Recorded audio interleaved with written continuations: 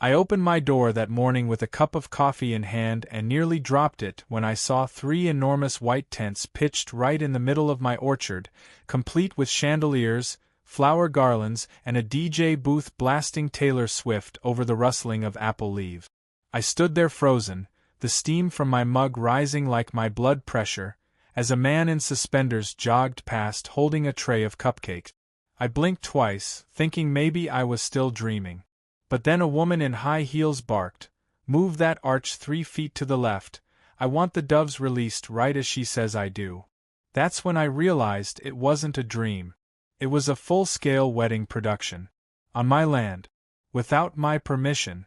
For 35 years, I had managed that orchard. My dad planted the first row of trees when I was a kid, and I took over after he passed. It was my slice of peace. No traffic, no noise, no HOA politics.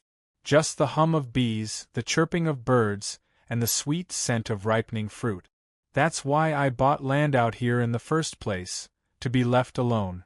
But now my orchard looked like it had been hijacked by a bridal magazine. I walked barefoot across the grass, dodging an extension cord and a runaway balloon, until I found the source of the chaos. Her name was Karen. I knew the type before she even opened her mouth.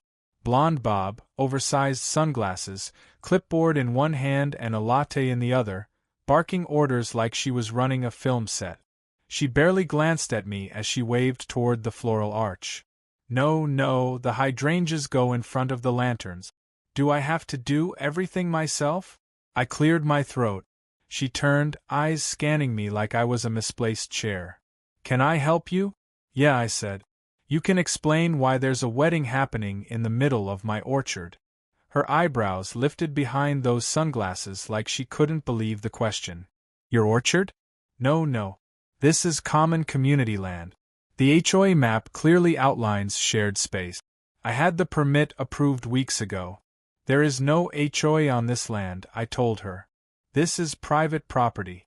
I own every tree you've zip-tied a ribbon to." Karen made a noise like I'd just told her the sky was purple. "That can't be right.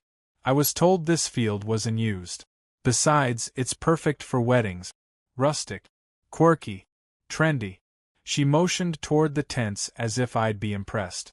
"Unused? Lady, this is a working orchard. We spray for pests weekly. We've got a crop dusting schedule set for tomorrow morning." She rolled her eyes and scoffed. "Oh please. That's just farmer talk. Nobody sprays these days. Organic weddings are in now. You should be thanking me.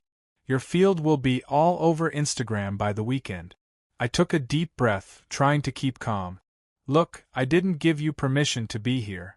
You've got 30 minutes to start packing up, or I'll start calling the sheriff." Karen didn't flinch. She just gave a tight smile.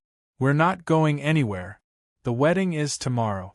We've got guests flying in from 3 states, a catering team, a goat-petting zoo, and a bride who's dreamt of this moment since she was 6. You can't just ruin that." I watched as a truck unloaded folding chairs, one after another, stacking them like firewood near the edge of my property. A pair of teenage boys were already setting up string lights between my apple trees. I didn't even know how they managed to get the tents staked in without damaging the root. My jaw clenched. "So you're just gonna pretend this land is yours because it suits your theme?" "It's not pretending," she snapped. "It's called community sharing. Besides, you weren't using it today." I turned and walked back toward my house, heart pounding. I needed a minute to breathe. My orchard. My land. Invaded like it meant nothing. I could feel my hands shaking, not from fear, but from fury wrapped in disbelief. When I reached the porch, I set down my coffee and opened the old metal box near the door labeled Field Schedule. Inside was the binder I'd kept for years: spray rotations, soil treatments, insect reports. I flipped to the current month. There it was in black ink. Crop dusting scheduled, Thursday 6 a.m. confirmed with pilot. No exceptions. Now I had a choice. I could call the crop duster and cancel the spray. Spare Karen's little fairy tale from an unexpected sulfur shower. Or I could let nature, and the FAA, run its course. I looked back out across the orchard. Someone was now assembling a champagne fountain near the beehives. Another guy was using one of my orchard ladders to hang faux ivy from a tree I'd pruned myself just last week. A girl in a pastel dress tossed flower petals that scattered in the breeze and landed all over my irrigation control box. One of the goats tied to a post was now chewing on a burlap table runner. I didn't cancel the crop dusting. Instead, I called the pilot and confirmed the route. Told him to stick to the full schedule. Might be some extra folks around, but it's nothing to worry about, I said. He laughed and asked if I was sure. Oh, I was sure. The rest of the day passed in a haze of confusion, irritation, and planning. I took pictures of everything: license plates, tents, power cords, even a box labeled Karen's Event Company, just in case I needed to file trespassing charges later. But deep down, I knew what was coming. I wasn't going to scream or argue anymore. No need to waste energy on someone who'd already made up their mind that she was entitled to my land. No, I'd let the skies speak for me. Let the crop duster arrive right on schedule, misting the air with a harmless but pungent cocktail of organic compounds that clung to white tents like smoke on velvet. I sat down with a beer that night and watched the lights twinkle from across the field as Karen's crew did rehearsals. Some of them laughed. Some played music. One even started a campfire using branches from my orchard. They had no idea what was coming, and I wasn't about to ruin the surprise. The next morning, I woke up early. The sun hadn't fully risen yet, but I could already hear the distant thump of bass echoing through the orchard. It wasn't even 7 a.m. and Karen's crew was already buzzing like caffeinated bees. As I sipped my coffee on the porch, the absurdity of it all hit me again. My peaceful orchard, where I used to watch deer nibble clover and bees bounce between blossoms, now looked like a country music festival collided with a Pinterest wedding board. There were hay bales wrapped in lace, mason jars dangling from trees, a massive buffet tent with chafing dishes stacked up like armor, and a DJ booth now boasting a neon sign that read "Love in Bloom." One of her assistants, a skinny guy with a man bun and a clipboard, waved cheerfully at me like we were old friends. I didn't wave back. Instead, I quietly walked down to the edge of the field and double-checked the placement of the spray flags I had put out last night. Bright orange markers fluttered in the morning breeze, clearly indicating the dusting path. I wasn't about to let Karen claim she wasn't warned. If they chose to ignore the signs, that was on them. I even added one more right next to the porta-potties, just to be safe. As I made my way back, I noticed the goat pen had grown. There were now 5 goats instead of 2, and one was munching on a roll of satin ribbon. A little girl in a flower crown tried to pet it, only for the goat to snort and knock over a lemonade stand. One of the groomsmen tried to chase it, slipped on the spilled lemonade, and landed flat on his back with a thud that made even me wince. Karen didn't seem to notice any of it. She was too busy ordering the florist around, demanding that the rose petals form a perfect heart shape down the center aisle. This, despite the fact that the ground was still muddy from yesterday's irrigation. I caught part of a heated conversation near the catering truck. One of the caterers was arguing that their refrigeration unit was failing because they couldn't find a power hookup. Karen snapped back that the orchard surely had outdoor outlet. It didn't. The closest power line was over 100 yards away, and unless they planned to run an illegal generator off my barn, they were out of luck. I smiled to myself. This was starting to unravel faster than a crocheted tablecloth in a goat pen. By mid-morning, the bride arrived. I'll admit, she looked radiant, young, excited, and utterly oblivious to the disaster brewing beneath her feet. She stepped out of a vintage truck with flowers in her hair and a train so long it needed 2 people to carry it. Karen rushed to her like she was royalty, hugging her and ushering her toward the bridal tent, which had a full-length mirror, folding vanity, and enough makeup supplies to stock a department store. I almost felt sorry for her. Almost. That sympathy quickly disappeared when I heard her say loudly, "This orchard is so dreamy. Aunt Karen, you are amazing for finding this place. It's like a fairy tale." Karen replied, "Well, technically, it's just some old farmer's field, but he doesn't really do anything with it. I mean, who even owns an orchard these days?" I clenched my jaw and turned away. So now I was just some old farmer. Just background scenery in her Instagram fantasy. They had no idea how much work, time, and love had gone into that land. No idea that every tree had a history. That my father and I had planted, pruned, sprayed, and harvested from them with our bare hand. And now they were using it like a blank canvas for their filtered fantasy, mocking the very roots beneath their feet. Around noon, I walked over to the small service shed near the edge of the property and retrieved a pair of binoculars. From there, I had a perfect view of the orchard while staying hidden by the shed's overhang. I watched as they rehearsed the ceremony, practicing the vows, testing the music, timing the walk down the aisle.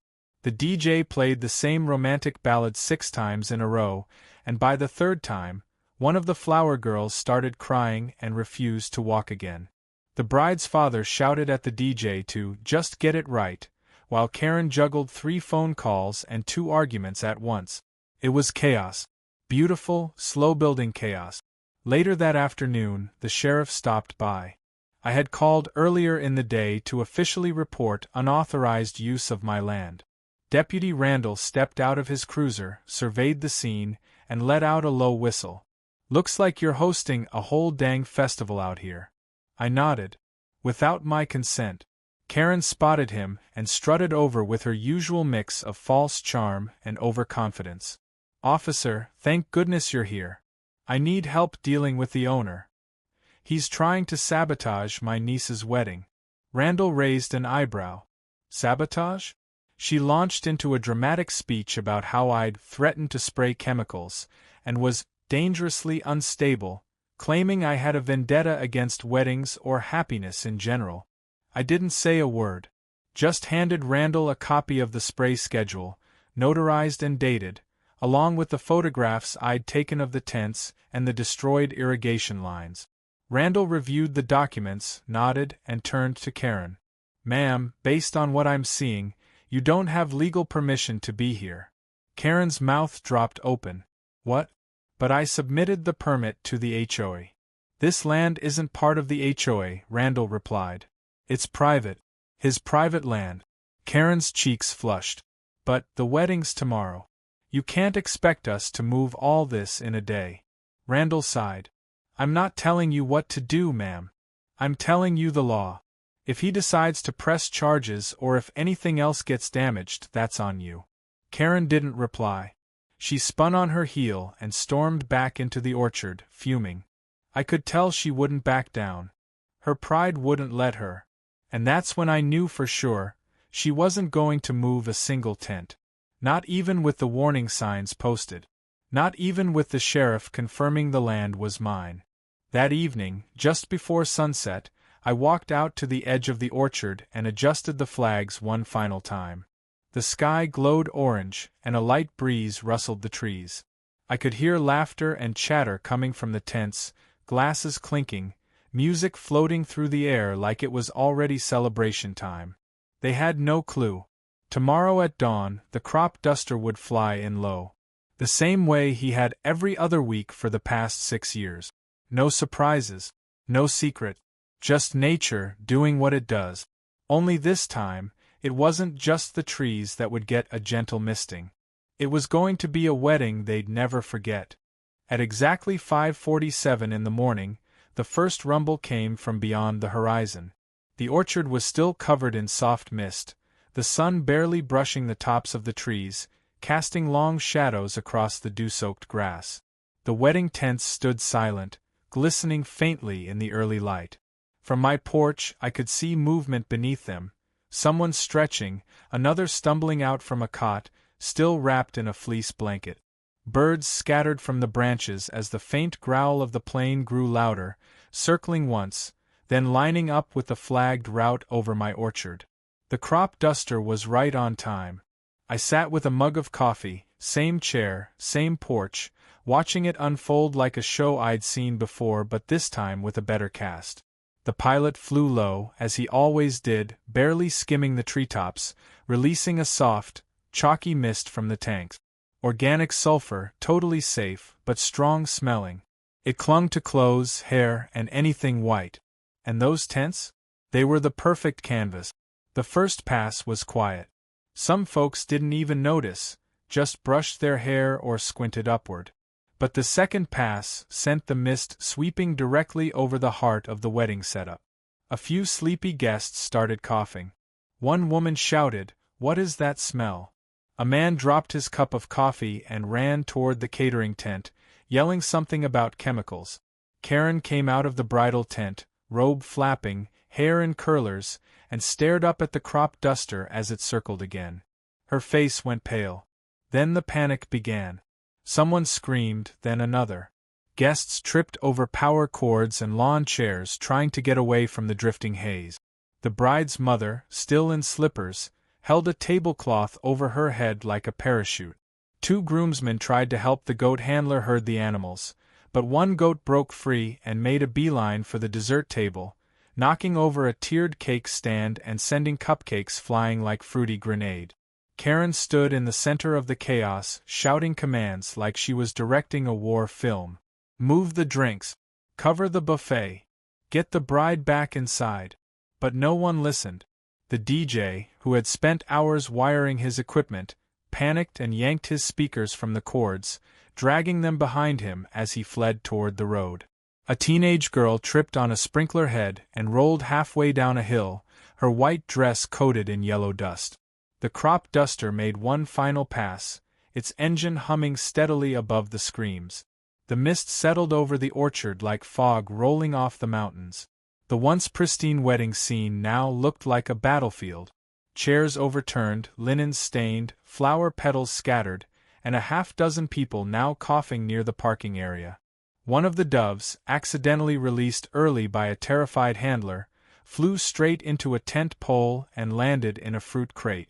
I walked out to the edge of the orchard, hands in my pockets, taking in the scene. Karen spotted me immediately.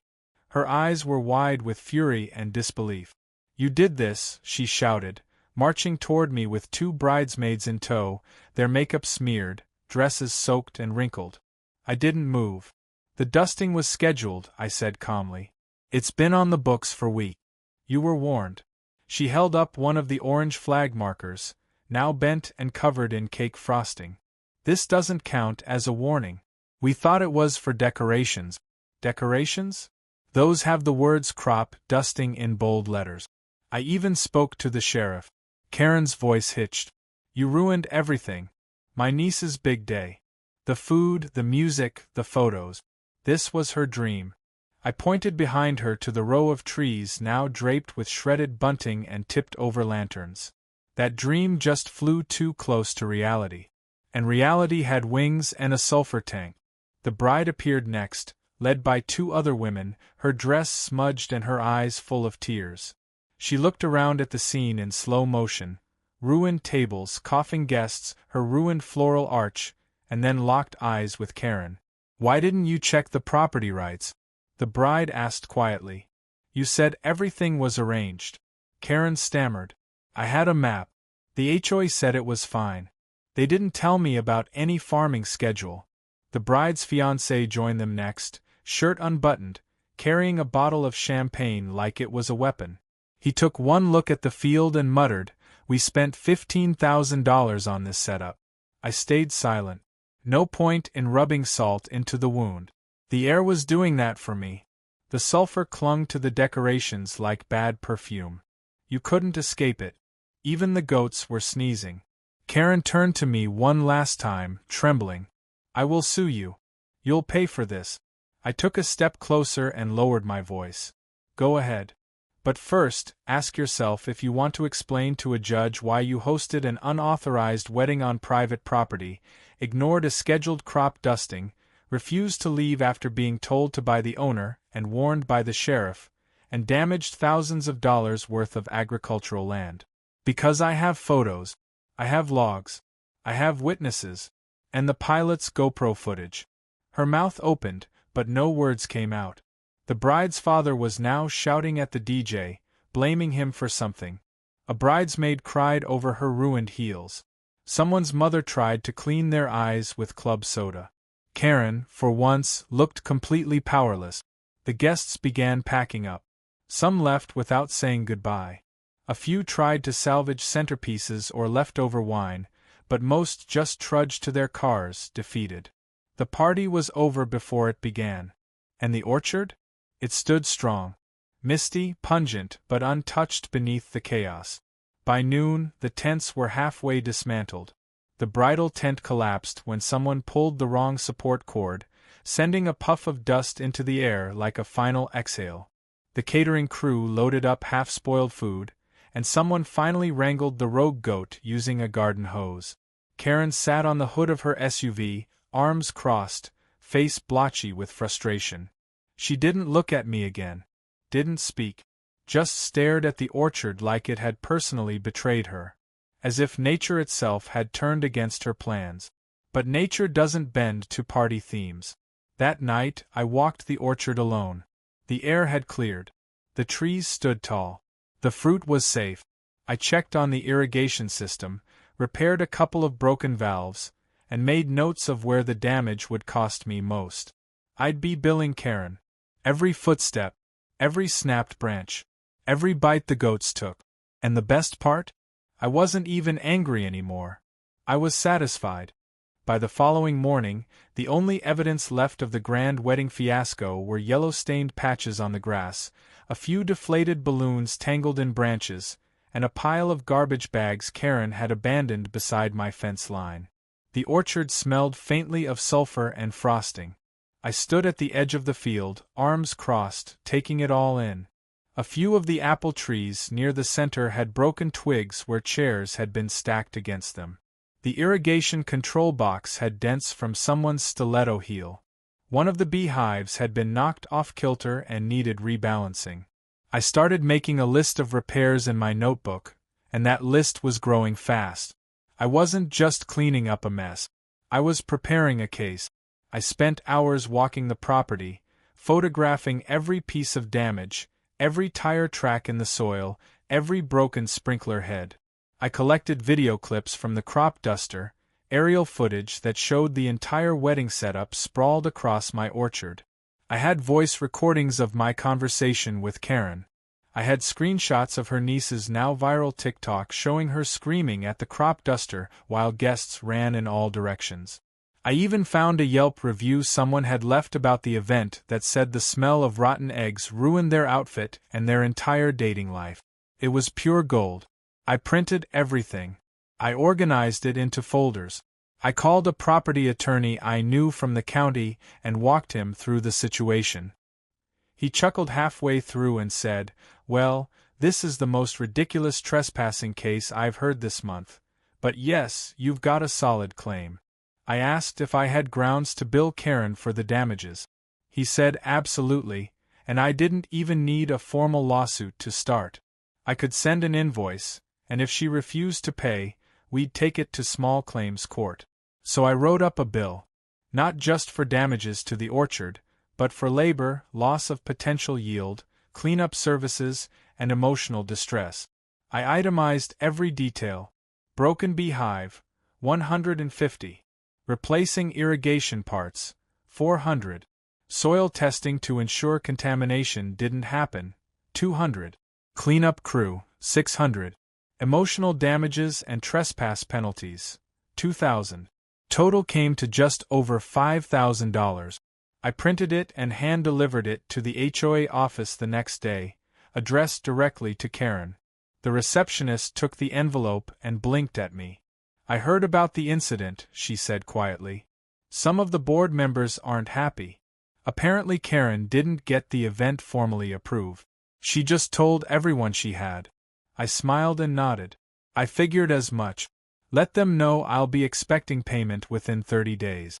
By the time I got back to the orchard, word had already started to spread. A neighbor down the road drove by slow and gave me a thumbs up. Another neighbor sent me a message asking if I was okay and offering help with cleanup. Then someone shared a clip from a local news segment that aired the story under the headline "Farmer's Revenge. Wedding Ruined by Crop Duster." They even showed a blurry shot of me sipping coffee as the plane made its pass. I hadn't even realized someone had recorded that part. Later that evening, a white SUV pulled into my driveway. I recognized it instantly. Karen stepped out, wearing oversized sunglasses and a long coat like she was trying to sneak past paparazzi.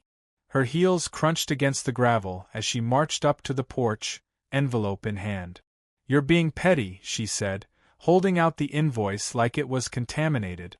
I stayed seated, dog resting at my feet, cider in my hand. "You're being delusional," I replied. "You trespassed. You damaged property. You ignored warnings. This is the consequence." She threw up her hands. "It was one day. One beautiful, unforgettable day.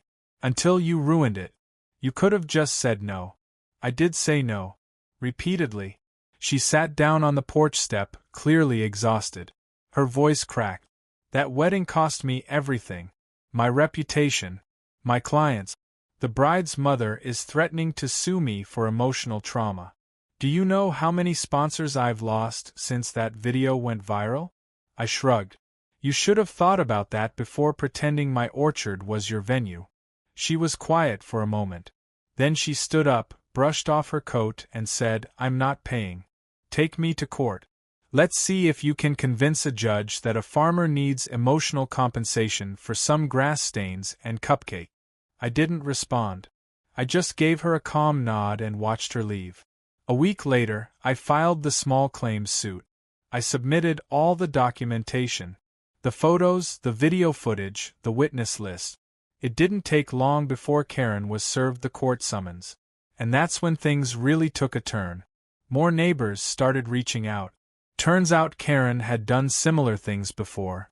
Last year, she threw a backyard carnival at another homeowner's lot without permission, claiming it was public space. That ended with an overloaded bounce house flying into a utility pole.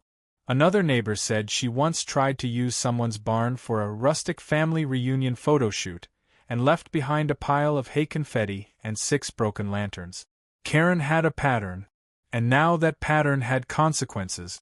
The HOA board scheduled an emergency meeting to review her conduct. Several board members stepped forward and expressed frustration with how often Karen used the HOA name to give herself power she didn't officially have. I was invited to speak and gladly did so. I laid out my experience in simple terms. No yelling. No exaggeration. Just facts. Pictures. Paperwork. Public humiliation through self-inflicted disaster. A vote was held. Karen was removed as chair of the HOA by unanimous decision. The next day, I put up a new fence around the orchard's perimeter. 10 feet high. Reinforced wood posts. Topped with a thin line of electrified wire just enough to discourage anyone from touching. I installed motion-triggered lights and posted a sign every 20 feet that read "Private agricultural property. Trespassers will be billed." And just for good measure, I adopted a few more geese from a nearby farm. Loud ones. Protective ones. I named the loudest one Karen. From the porch, I watched them roam the fence line, honking at anyone who dared slow their car near my land. My orchard was no longer just a place of peace. It was protected territory. I had no more arguments to make. No more warnings to give. The land spoke for itself now. Every branch, every root, every stubborn goose honk. And if anyone tried to test the boundary again, I had the crop duster's number saved under favorite. The courthouse was packed tighter than a feed silo at harvest time. It wasn't a big room, but you'd think we were about to witness a celebrity trial the way folks gathered on the benches. A few of my neighbors had shown up out of pure curiosity, whispering and elbowing each other when Karen walked in wearing a blazer too sharp for this part of town and heels that clicked like she was trying to make an entrance. I sat quietly in my flannel shirt and work boots, holding a folder full of printed emails, photos, receipts, and drone footage. I wasn't there to put on a show. I was there to make a point. The judge, a stern woman with half-moon glasses and a no-nonsense tone, called the case forward. Karen strutted to the front with a hired attorney I didn't recognize, a man who looked like he belonged more in a car commercial than a courtroom. He started strong, waving his hands and talking about emotional trauma, miscommunication, and the importance of community celebration. He described the wedding as a beautiful day that had been unfairly sabotaged by what he called an overreaction involving unnecessary crop treatment. Then it was my turn. I stood, walked to the table, and calmly handed the judge a printed copy of my orchard's crop dusting schedule, with the date and time highlighted. I followed it with photos of the tents staked into the ground, tire tracks over roots, torn irrigation lines, and the now infamous image of Karen screaming at the sky while holding a bouquet covered in yellow dust. I gave her the drone footage, the sheriff's written confirmation, the footage from the crop duster's cockpit, which clearly showed the tents already set up and occupied long before the plane ever arrived. The judge raised her eyebrows when she saw the footage. Karen's lawyer objected, claiming it was sensationalized and irrelevant. The judge waved her hand and said it was highly relevant and refreshingly clear.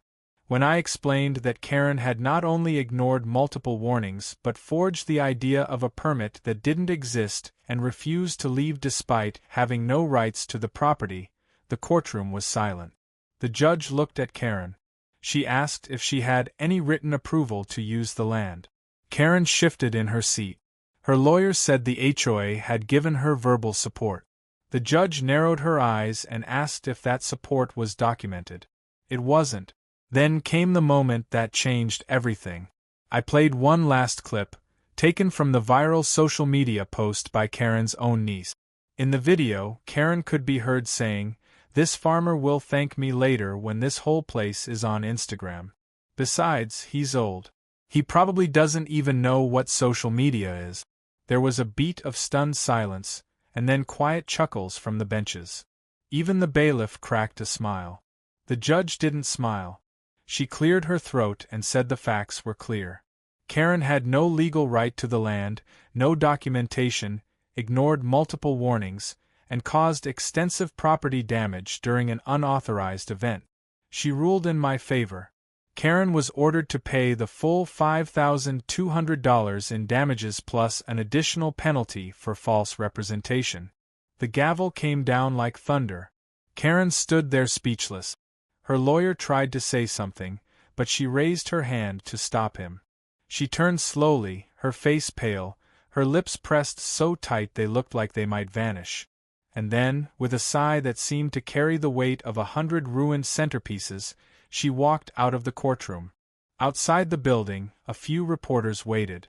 Not the big national kind, just local folks with microphones and notebooks. One of them asked me how I felt about the outcome. I said I felt satisfied. I wasn't looking to ruin anyone's life, but I believed in boundaries. And I believed people should be held accountable when they stomp all over those boundaries with party tents and goat pens. Later that week, the check came in the mail. Certified. Signed by Karen's assistant. I deposited it, then put most of it right back into the orchard. New hives, better fencing, more durable sprinkler lines. I even hired a couple of local kids to help replant some of the flowers that had been trampled. The land healed fast. Nature always finds its rhythm again when you let it breathe. The funny thing was, people kept showing up afterward. Not uninvited wedding guests this time, but curious neighbors and friendly tourists. They'd heard the story or seen the video and wanted to see the orchard that stood its ground. A local brewery asked if they could make a special cider named after the incident. They called it Crop Dust Justice. A farmer's market nearby started stocking my produce with a little handwritten sign that read "Support Earl, Defender of Apples." I didn't want fame. I just wanted peace. But I realized something important through all of it.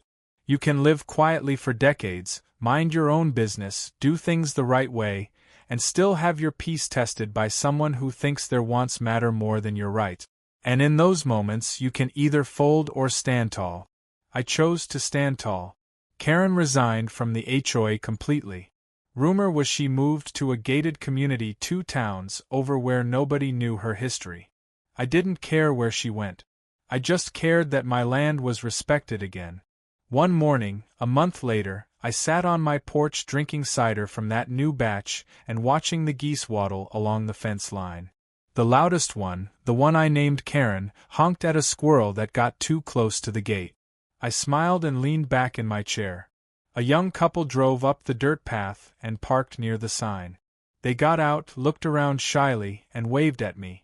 The man called out, "Sorry to bother you. We're not here to set up tents or anything. We just wanted to see the orchard. We saw the video. It's beautiful." I told them they were welcome to walk the path, as long as they stayed on the gravel and respected the trees. They agreed, took a few photos, and left a donation in the old coffee can I'd nailed to the fence post. Turns out, respecting land goes a long way.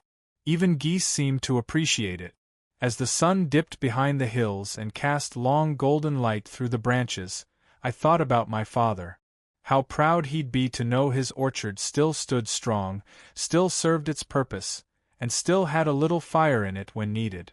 This wasn't just land. It was legacy. And no matter how many Karens tried to party their way through it, it would always have roots too deep to be moved.